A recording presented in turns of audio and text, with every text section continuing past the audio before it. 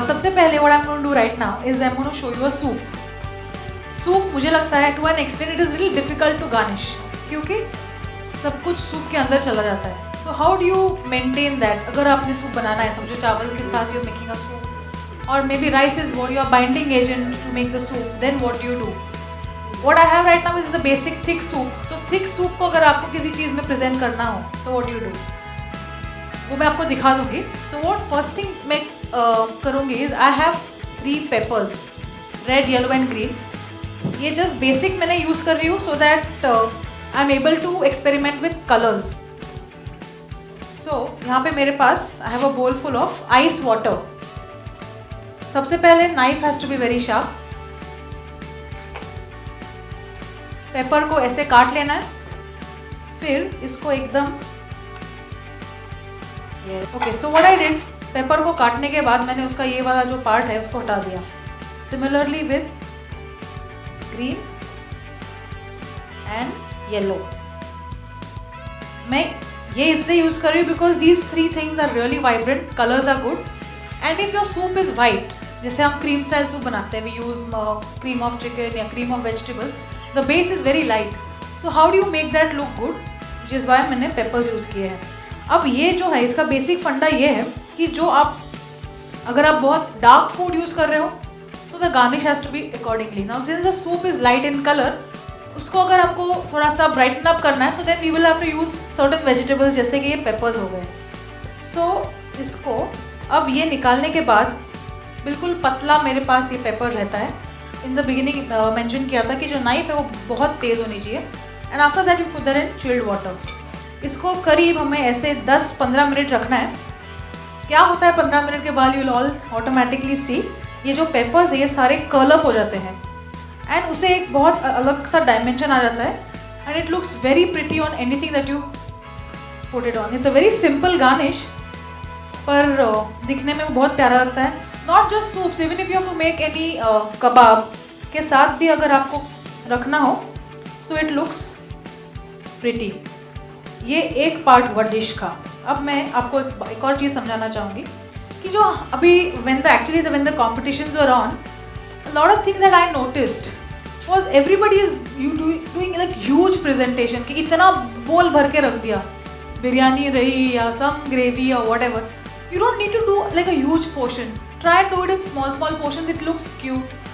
दिखने में भी मतलब when you see something nicely well presented, you really feel like tasting it. You really feel like okay, I can see some efforts being taken here. So that one part is what I'm going to address here. इसको पहले काट लेते हैं. So by the time this is in the ice, by the time this goes in the ice, we'll see how we are going to present the soup. मेरे पास बना बनाया cream of chicken soup है. So okay, see what I'm going to do is, मेरे पास ये छोटे espresso mugs हैं. हमारे पास घर पे छोटे छोटे बर्तन काफ़ी सारे होते हैं. It could be small katoris, it could be small plates, whatever that you have small at home, try and use that.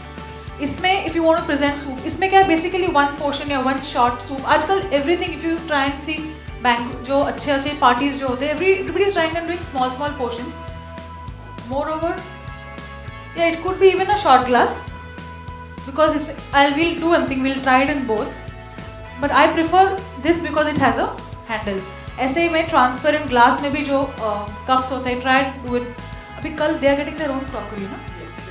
Okay, so as an I personally prefer food presented in a, ऐसा नहीं है कि आपको वही करना है, but it is a suggestion which I am giving all of you.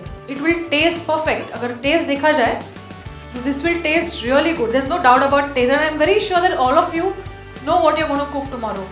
कल की जो डिश है आपकी, वो सब आप सब जानते हो कि आप क्या बनाने वाले हो, एंड आई एम श्योर कि वो आप अच्छी ही बनाओगे.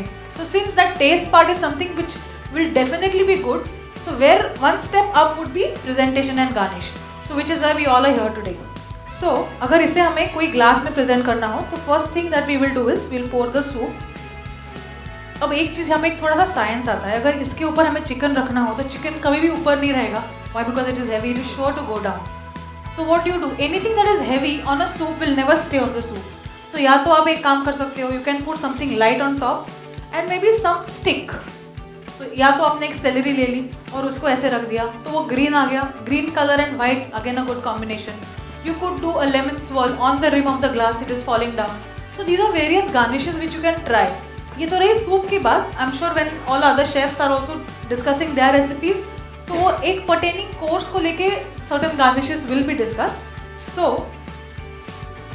in the meanwhile I'm waiting for the peppers to curl. अगर वो तब तक curl नहीं होते, we'll have Saransh or chef to take over.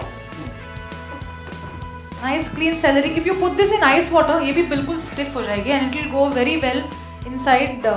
And ये जो peppers है, they'll curl even further. ये बिल्कुल ऐसे curl हो जाएंगे एकदम round round. और उसको बस हम ऊपर रख देंगे. Everything, carrot, मूली, everything that you julienne very fine. Eventually it will curl अगर आप उसको chilled water में डाल दोगे. Same thing with spring onion, the whole bulb.